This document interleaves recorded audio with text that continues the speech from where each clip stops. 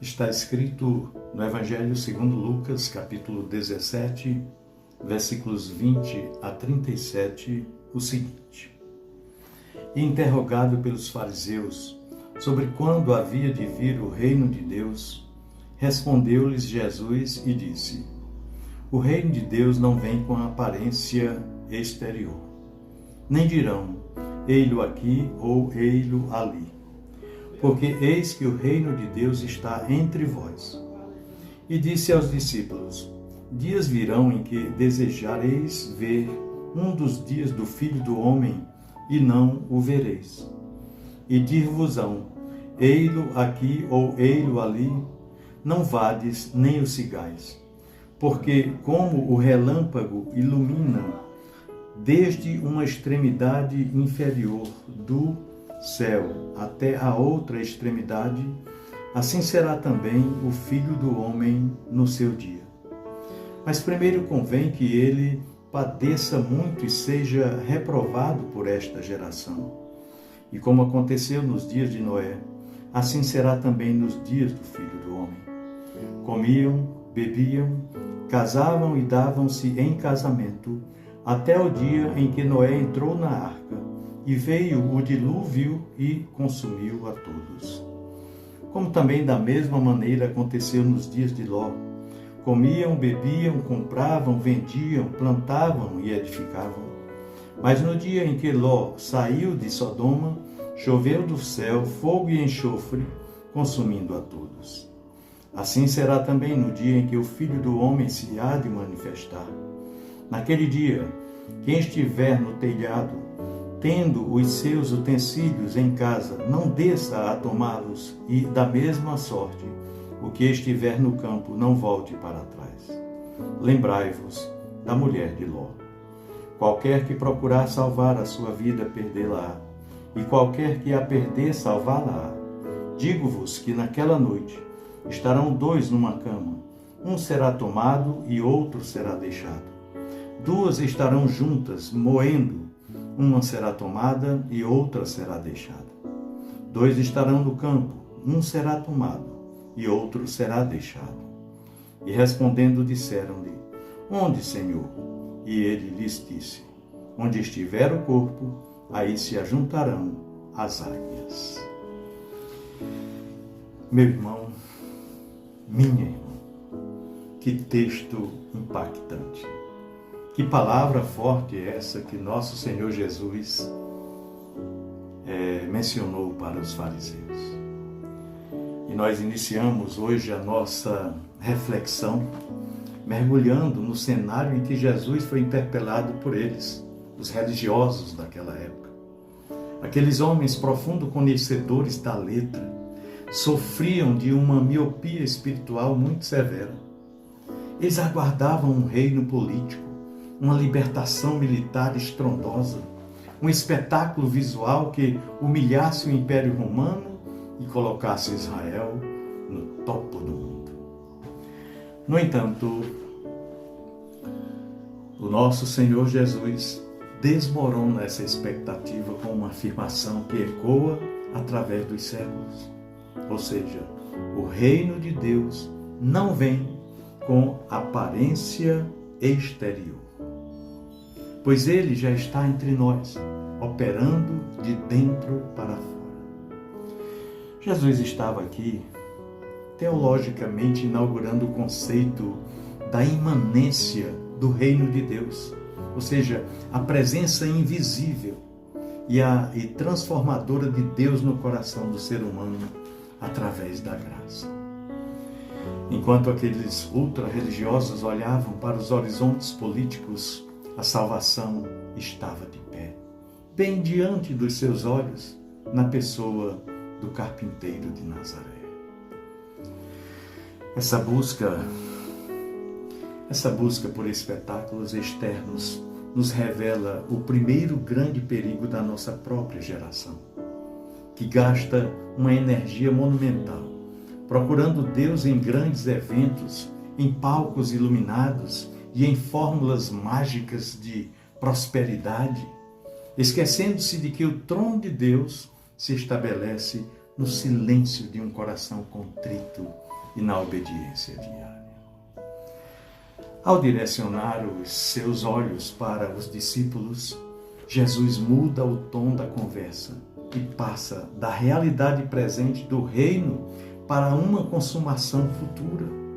Ele começa a falar das coisas futuras e nos adverte sobre o perigo das falsas expectativas e dos falsos profetas que surgiriam dizendo ei-lo aqui ou ei-lo ali.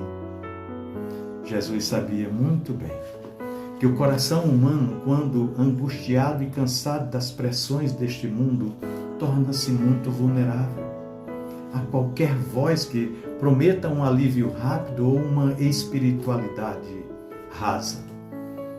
Na atualidade, essa fragmentação da atenção é ainda mais violenta, porque nós vivemos, eu diria, bombardeados diariamente por notificações, por telas cintilantes, não é isso? E um fluxo interminável de informações que anestesiam a nossa capacidade de contemplação. O ativismo e a agitação dos dias de hoje transformaram-se em uma espécie de anestesia da nossa alma. Estamos tão ocupados, mas tão ocupados respondendo às demandas do ter, acumulando curtidas, juntando bens materiais e validações sociais, que aos poucos estamos nos tornando completamente alienados daquilo que realmente somos diante do nosso Criador. A profundidade teológica desta passagem bíblica, desse alerta de Jesus, reside no fato de que a pressa é essencialmente uma inimiga da santidade, pois quem corre o tempo todo não tem tempo para parar, para examinar a própria vida e para se arrepender. Para ilustrar o estado espiritual da humanidade nos dias que antecedem a sua vinda, Jesus resgata duas memórias históricas do Antigo Testamento. Ele relata aqui os dias de Noé e os dias de Ló. O que há de mais aterrador nessa analogia não é a menção a pecados grotescos ou crimes violentos, mas sim a normalidade da rotina daquelas pessoas.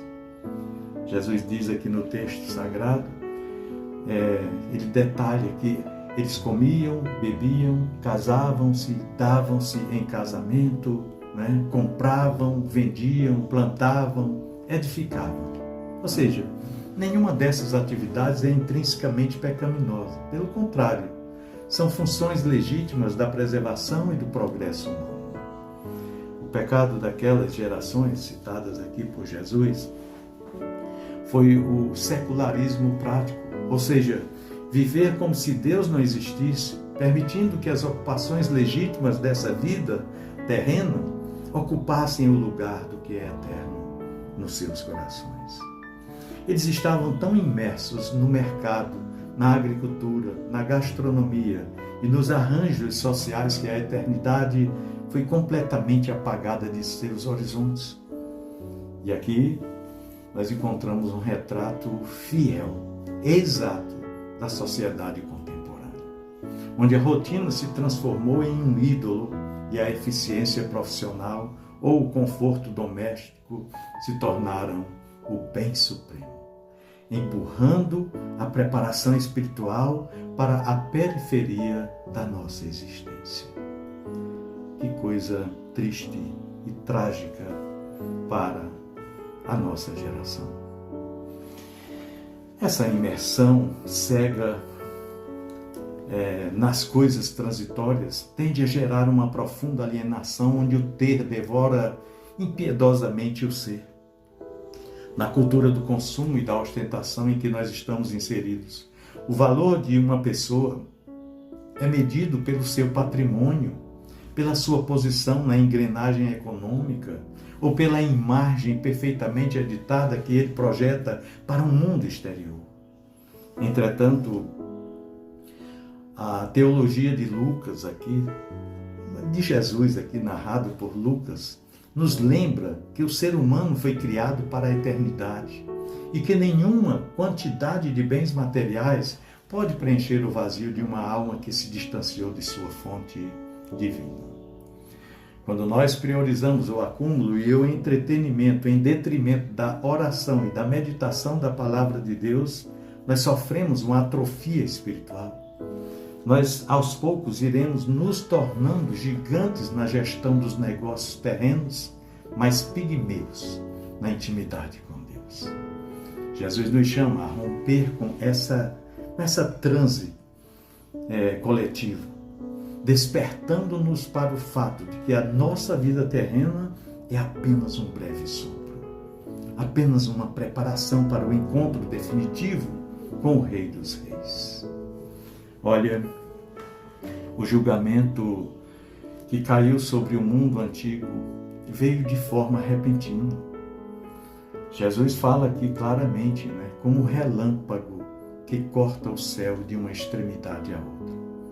O relâmpago sem aviso prévio e sem tempo para negociações de última hora.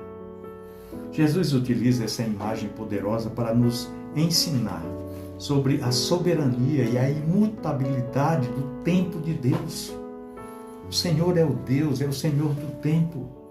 Quando o dilúvio começou e quando o fogo caiu sobre Sodoma e Gomorra, as portas da oportunidade já haviam se fechado.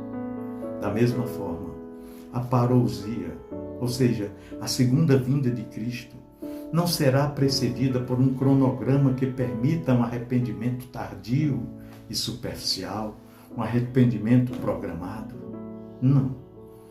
A preparação precisa ser um estado contínuo do ser, um estilo de vida caracterizado pela vigilância e pela santificação. O perigo de adiar a busca por Deus e a reconciliação com Ele reside na falsa ilusão de que sempre teremos o amanhã. O amanhã é uma propriedade exclusiva de Deus, não pertence a nós. A nós pertence apenas o hoje, o agora.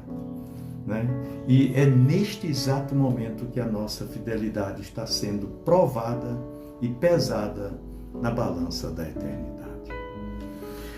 Dentro dessa advertência tão urgente, o Senhor insere uma das ordens mais curtas e cortantes de todo o Novo Testamento. Ele diz aqui no versículo 32, lembrai-vos da mulher de Ló.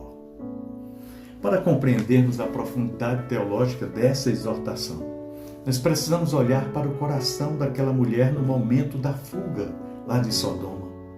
Fisicamente ela estava caminhando para fora de Sodoma com Ló, seu esposo e suas filhas, seguindo os passos dos anjos. Contudo, o seu coração permanecera ancorado na cidade condenada. Ao olhar para trás, ela revelou que amava mais o conforto, os bens materiais e o estilo de vida daquela cultura corrompida do que a própria libertação oferecida por Deus. Que tragédia! Ela se tornou uma estátua de sal, um monumento eterno à hipocrisia de quem deseja a salvação divina, mas se recusa a abrir mão dos prazeres e dos apegos deste mundo. Esse olhar para trás representa a divisão interna que aflige muitos cristãos hoje, que professam a fé com os lábios, mas cujos afetos e prioridades estão inteiramente voltados para as vantagens e os deleites de uma sociedade apartada de Deus. Jesus continua seu relato, Que interessante, que passagem forte essa. Ele continua seu discurso estabelecendo agora um paradoxo, eu diria um paradoxo espiritual, que desafia a lógica humana. Ou seja, quem procura salvar a sua vida, ele disse, perdê-la. E quem a perder, salvá-la.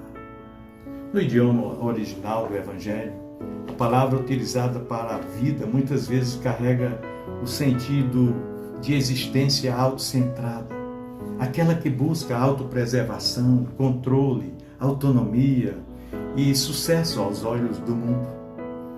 Tentar salvar essa vida significa agarrar-se desesperadamente ao controle do próprio destino, blindando-se contra as exigências do Evangelho para desfrutar de uma paz ilusória.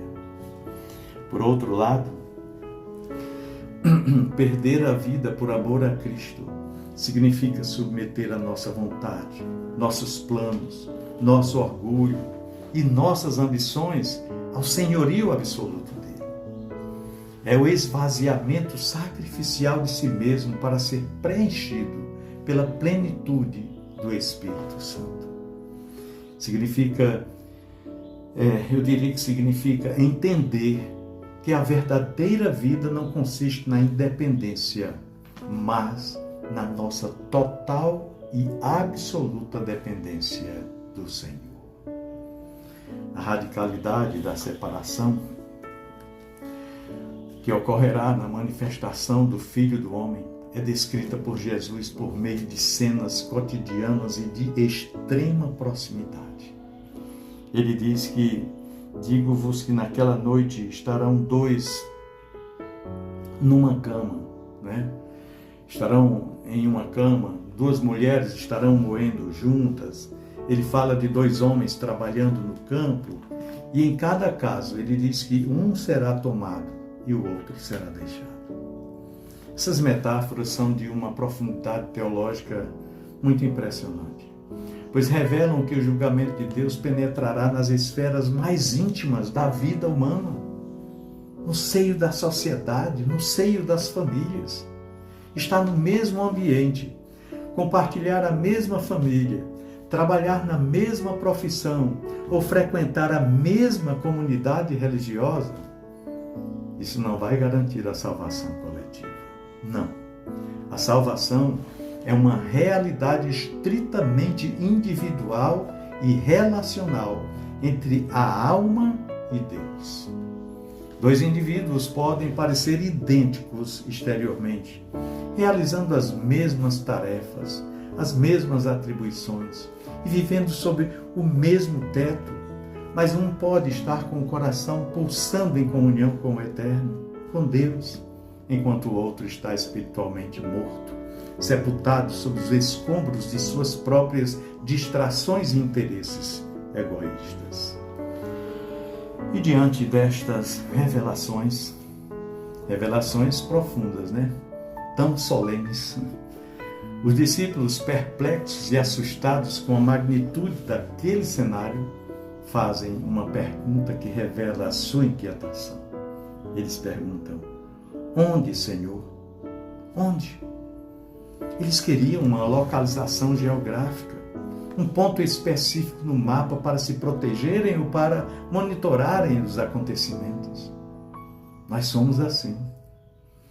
Jesus, contudo, recusa-se a alimentar a curiosidade. E com respostas, digamos, geográficas, ele responde com um provérbio muito enigmático, Ele diz aqui no versículo 37, onde estiver o corpo, aí se ajuntarão as águias, os abutres. Jesus estava apontando para a inevitabilidade e a visibilidade do julgamento universal. Assim como é impossível ocultar a presença de um corpo inerte no deserto por causa das aves de rapina que circulam no céu, o julgamento de Deus sobre uma humanidade espiritualmente sem vida está evidente, mostrando-se algo inescapável, universal. Não haverá esconderijo na terra, não haverá riqueza que possa comprar a imunidade e não haverá desculpa intelectual que possa mitigar a realidade da justiça divina. Não, absolutamente. Portanto, meu querido irmão, minha amada irmã, diante de tudo que foi exposto nesse texto através do Senhor Jesus. A aplicação prática para as nossas vidas clama por uma mudança radical de postura e de mentalidade. Nós fomos colocados em uma época de velocidade sem precedentes, onde o silêncio se tornou um artigo de luxo e a quietude da alma é vista como perda de tempo. No entanto, as disciplinas espirituais da oração secreta, do estudo aprofundado da palavra de Deus e do serviço amoroso ao próximo não são opcionais para o cristão que aguarda o retorno do seu Senhor. Elas são os canais indispensáveis pelos quais mantemos o azeite em nossas lâmpadas. Na verdade, nós precisamos urgentemente aprender a arte espiritual de dizer não às infinitas distrações que disputam o trono do nosso coração, compreendendo que estar ocupado demais para buscar a Deus é, na verdade, estar ocupado demais para viver, pois sem Deus não há vida. Sem união com o Senhor, com o nosso Criador, não há vida. A nossa vida com Deus precisa recuperar a centralidade que lhe é devida por direito de criação e de redenção.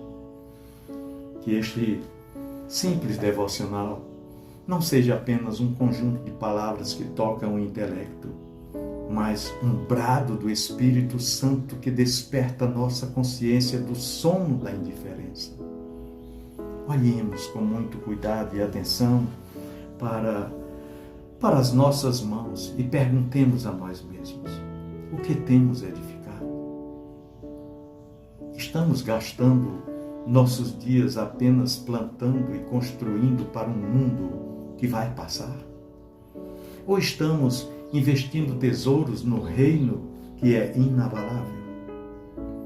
Que o Senhor nos conceda a graça de vivermos com os pés firmes nos nossos deveres terrenos, sim, mas com os nossos olhos fixos e o nosso coração ansioso pela pátria celestial.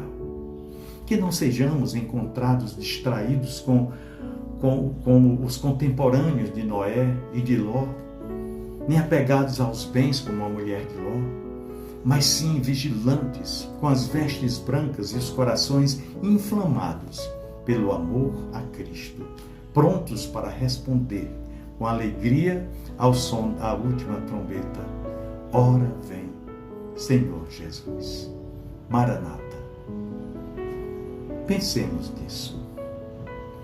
No amor de Cristo. Amém.